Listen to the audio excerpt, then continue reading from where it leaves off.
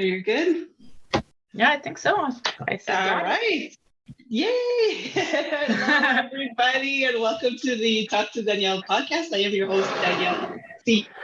Baker, and today we are going to be talking in the couple of episodes prior to this one. We've talked about bullying. I had somebody, a social worker, come on, and then a young man who's been victim of bullying all of his life, and how he was able to overcome that. And today I'm bringing on a parent who is living that reality right now with her son being victim of bullying, both with children and with adults, especially in the school setting. And just before I start, if you want to just like and follow and subscribe to whatever channel you're listening to this, go ahead. And we always welcome you to comment. This is how we can keep the conversation going. So make sure you talk to us. Don't be afraid to talk to Danielle. Just say what you think, what your thoughts are, your experiences on the topic. So with all that little spiel, I'm going to introduce my guest. I am here today with Vickie Chartrand-Farach. And thank you so much, Vickie, for coming on today. Thank you.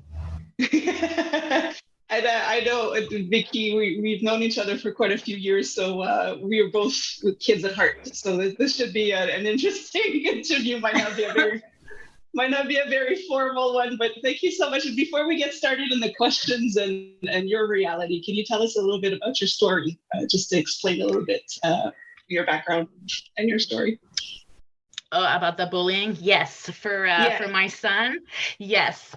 It's been ongoing since for a couple of years, but the recent one was just 2 days into the new school year. It just started, and he was a victim of bullying. A few people called him like stupid, you're an idiot, and you're weird and stuff like that. And then he was being laughed at by the choice of clothes that he was wearing.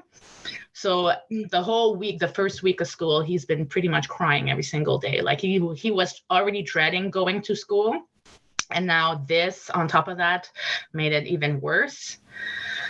So that was on the second day, It's hard. Yeah, it is hard. And this is just for this year. I mean, it's been going on before that as well. So that is a reality for many children where we think a kid should enjoy school. They should be happy to be there, see their friends. But for some people, it's almost traumatizing to think what's going to happen this time. What am I doing wrong? Or, when we're talking about clothes here, where people are a bit more open about what they wear and, and they're still getting teased on that. And it's kind of, can't believe it's still happening type of thing. That's what's, and it's like that. It's like that every year. Yeah, every year. Now he's starting to realize he's different compared to everybody else because he's having the supporters full time. So he's trying to ask me a question like, why am I so different? Am I that mean of a person? I'm like, no, you're not mean. You're different. Nobody understands you the way that you are. Yeah. And that's so hard. And he is at that age because when they're younger, they don't really notice. Everybody's kind of doing their thing, but as they get older, they start to realize that they're being singled out. And a child is a child, no matter what, no matter what tag they were given.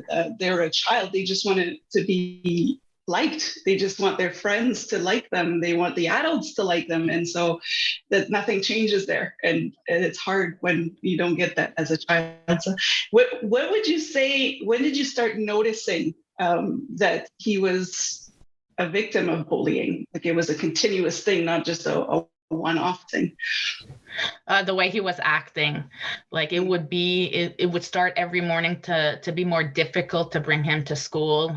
He would like walk to school with his head down, with tears coming down, or he would place himself like in a corner while everybody else playing together. And you could tell he didn't want to be there. Yeah. And then at nighttime, where like at bedtime, that's where the story comes. Well, today this person told me I was stupid, and I was there once with a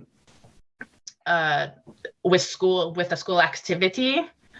Like I was part of a group and I had to take care of kids, and 2 kids just came and pointed and said, "You're dumb." And I'm like, "Well, can you not be nice?" well, he's so different and he does this kind of thing. And I'm like, so what? So he does the same kind of things that you do, but in a different way. Yeah. But I was right there, and like we're all like, wow, kids are so mean lately.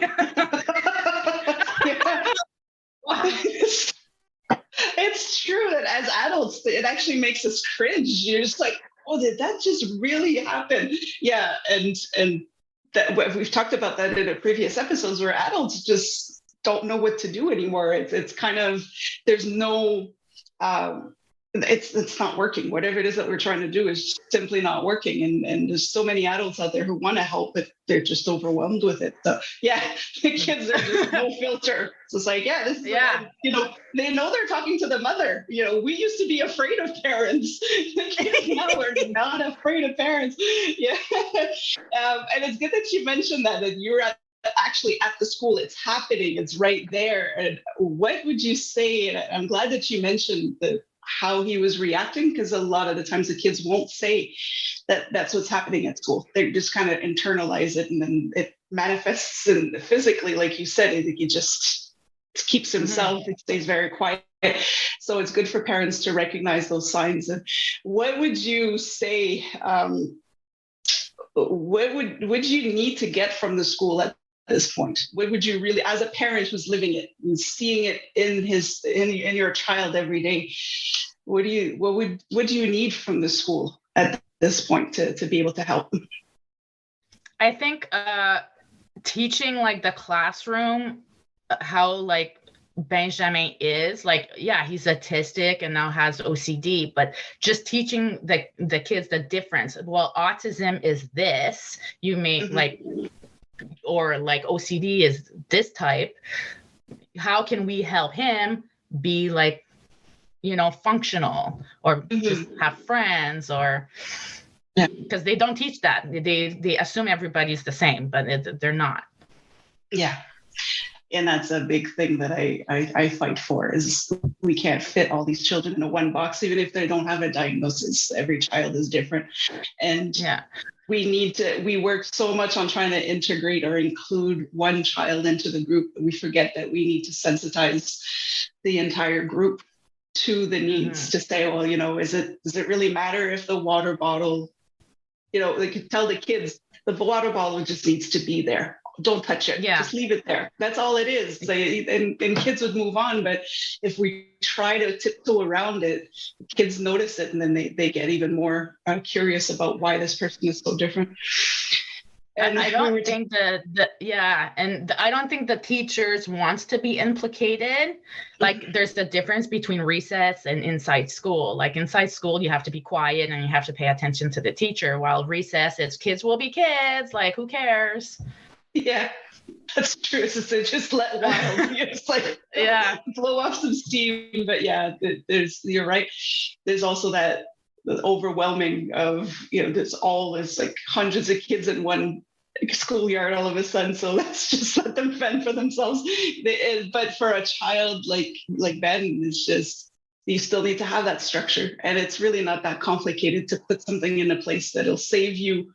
The way I see it is the amount of time you spend on the meltdown to kind of diffuse the meltdown. There's a lot more energy into that than putting in something into place that will actually work with the child. And it works with the entire class, not just like with that one child. That makes a big difference. You mentioned earlier that Ben notices it now because he's older. So they do realize that they're not only are the children being told that they're different, but they do feel it. They know, but now they have the words for it. What effect does that have on Ben now? Do you notice from, let's say, when he was in grade 1 or kindergarten to now? What effect does it have on him? I think he's kind of like embarrassed a little. Like he's asking me questions like, do they think they know I can't write? Or what do they think they know I can't do something? Or like self-esteem wise at school, especially that they know that like they're pinpointing him. Like you can't even do a straight line. Like he can't write. So he needs the computer and assistance and all that stuff. So just laughing at him, trying his best makes him not want to try anymore, right? Right. Right. And I like what you just said, that he needs the computer, that there's people, and not just for autism, but for other conditions, that they will never be able to write the traditional way. Or we were talking about cursive earlier, and, we wouldn't ask a child that's in a wheelchair, we would never ask them to say, well, just get up and walk. Like, so this is the same thing. He will never write the way that the school is expecting him to write. So why is it so hard to have that computer? Yeah. It's the same with behavior. You won't take a wheelchair away from a person with bad behavior or not listening. So, Yeah, just because you think that they're just doing that to make your life miserable. And so, you don't take the tools away from a child who needs those tools. That's basically the message. And unfortunately, it's a message that you have to replay every school year. And it's exhausting. It's got to be exhausting just to think about having to retell the story, re-explain yourself. Yeah, and it's a lot of emails and talk with the director, and they should know him already. Mm-hmm. That's the thing. They should, because you've had a plan from the beginning, even before they started kindergarten. There was a learning plan with specialists that do this for a living, and the school just kind of tosses that aside and said, oh no, we'll do it our way, it's going to work. And it doesn't. Yep. And I'm saying this because I worked on both sides. I mean, as a parent and as a teacher as well. And I'm not saying that all teachers in all schools don't want to help. A lot of them do. So I just want to put that message out there to the listeners. We're not bashing teachers. We're not bashing the schools in a sense. A lot, everybody wants to help. They're just overwhelmed with it. But just to stop resisting this. Well, I've always taught my class this way. We always ran the school this way. And it doesn't work. You need to be able to move things around for a child that does need it. It saves time in the end. Yeah. We talked a lot about what's going on with your son, but how, because you have an older daughter, and how does that impact? They go to the same school, and a lot of the times the siblings kind of either take a back seat because there's a lot of attention on the child that needs a bit more attention, or, they get caught up in this bullying stuff. What do? I want to fit in with my friends, but I want to protect my brother too. So how does she take that? She's very verbal. So but she has a lot of friends too. She's very social. So when they're in recess and she actually sees bullying and stuff, she will, and there's no teacher around, so that actually happened, she will go and stop it. And I told her, I'm like, I love you. I want you to remain a kid. So just go and play. And it's to the adults to fix that problem, not for kids to take the job of, a teacher.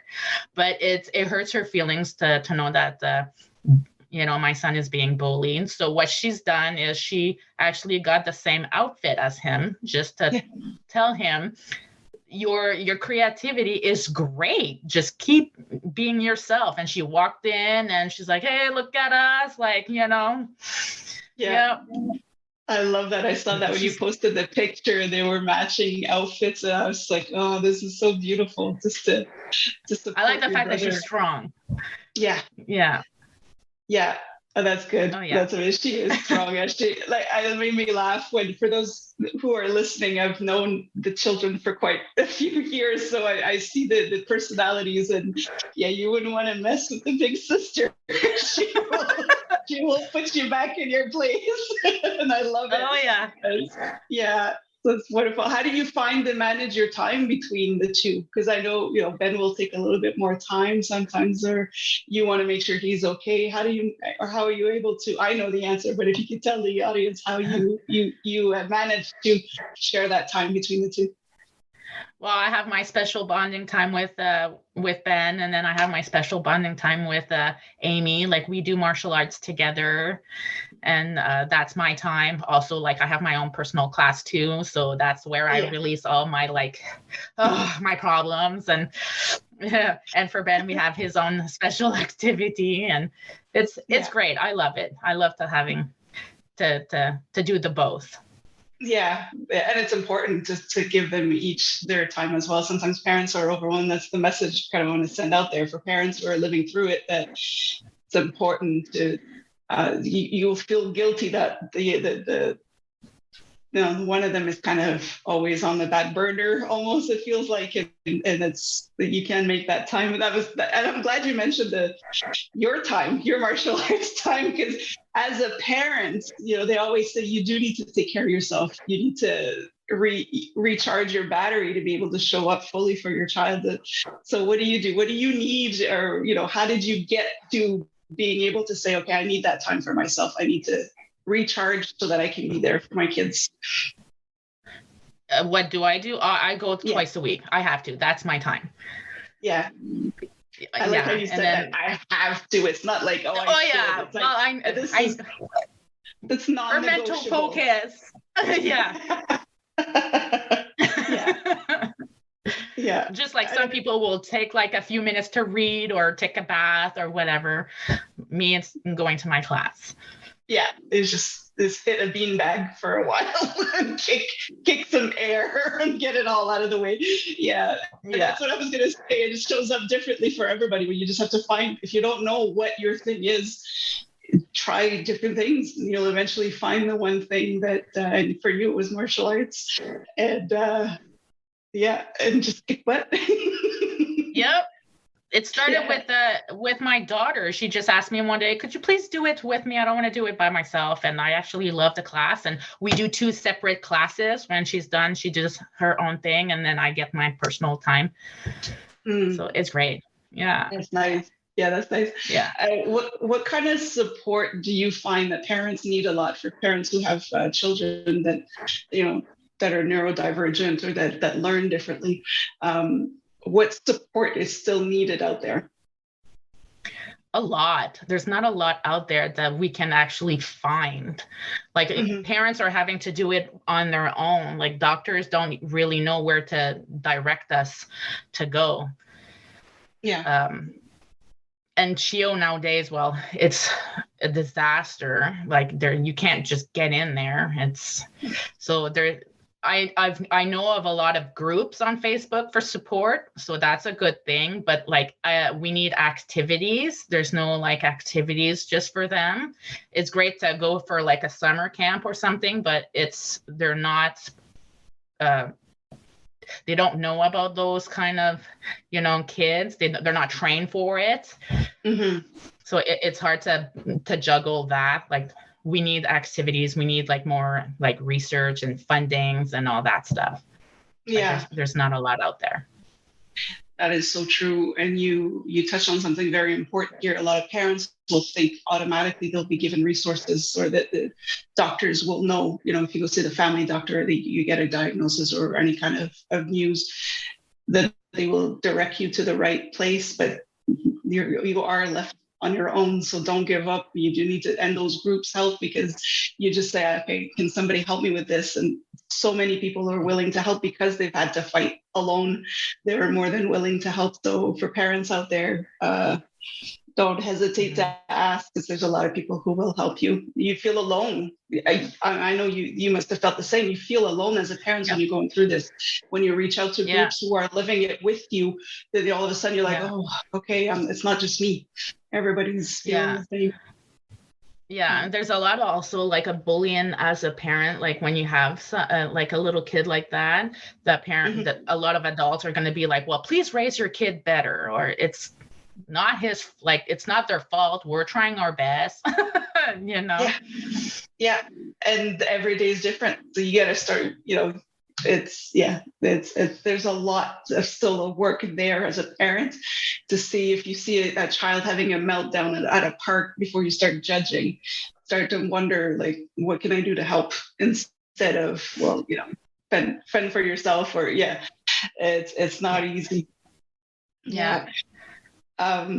What would you say, because you lived it, so that's why I like to ask that question, is for parents who think that maybe their child would be a victim of bullying at school, what kind of advice would you give them to say, okay, I don't know what to do. I think my child is being bullied at school, but he won't talk, that kind of thing. What advice would you give them? Well, I can tell you what I've done. Yeah. I actually went to school earlier and see how the teachers and the recess happens. Like I would either drive by, like it's not like stalking, it's just I want more information, right? So I would drive by and see, or you walk in like you just observe how the reaction of your kid is going. And then you can, now before the pandemic, you could actually go in the school and early and see how, like, you look inside the class and see how it goes. Now with the pandemic, you can't do that anymore, but now it's restarting. So that's a good thing. Like now we can officially go in the school. So Yahoo. But after after school, like, I would ask him, like, how was your day? Did you have a fun day? And if he automatically says no, and then, well, what happened? And then you can like read between the lines. And when someone like tells you this person and the whole school knows that person, then you kind of know, like, well, yeah, right. He's being like, they're being bullied by that type of person, or that person alone. But it's a lot of, like I would take my son for a walk and say, like, to do his thing. And then eventually the stories would come out when he feels comfortable. That's what I would do. But I would go in the school. I would walk around the gates of the recess just to observe. That's what I've done. Yeah. I like how you said that. It's not stalking. I'm just observing. No, I like that. No, but it's necessary sometimes because the children are not going to fall out say on the first question, like, is everything okay? Yeah. Whatever. That's what you get. So you do need to give it a bit of time and ask different questions that's not necessarily how was your day? Did anything happen? But just ask questions that leave it open. It's not just a yes or no answer. And you'll get to it. Yeah. With your experiences with all of this and everything that you go through and you see your children go through, what kind of wisdom do you want to pass on to your kids? Like what kind of, to make life easier for them when they're adults? What values or what message you're like, I want to make sure my kids know that it's okay for this, or, that I want to make sure that life is easier for them. My son's having more difficulty understanding that part yet, but for my daughter, I try to tell her to just remain who you are, like never to change for somebody. Like if you're happy with yourself, then that's like you value yourself. That's number one. And then never be afraid to raise your voice for like anything. If you don't like something, just go see someone for help, or never to be afraid to speak. Yeah. Oh, that's a beautiful message to give our children. Yeah. Speak up. You have a voice. Use it. That's amazing. Yeah. And what message do teachers in school need to hear from a parent who lives it every day? That's because the schools are kind of caught up in their own tornado. What message do you think the parents, that the teachers and the schools need to hear to make things better for the students? To listen to what they're saying. They like my son is trying to verbalize what he's feeling and I don't have time. Well, just take the time to just listen to what they're saying. Value their words or what they're saying, and then it might help you. Yeah, and it saves time in the end because you've addressed it right away instead of dragging it all year. Yeah. So just listen. Like I know they're so I know they're so busy and stuff, but just that 1 or 2 minutes could save like a whole day or a week. Yeah. And that's true. And that's something that I think it's not just the teachers, because the teachers are just surviving, but the lawmakers and the decision makers need to understand that there's something that needs to be done, and this teachers need those extra 2 minutes to be able to take those 2 extra minutes. So things really do need to change. Yeah. Yeah. I know they need a lot of support that they don't have. Yeah. That's also an issue. yeah, you said that earlier too, that they don't, a lot of, even if for camps or, after school activities, a lot of people are not aware. They don't even know what the condition could be. So they don't know how to react. There's a lot of them, you can't intervene the same way that you would with a neurotypical child. So, because you could actually trigger a meltdown or a breakdown. So those are just little things that are important to know when you're going in.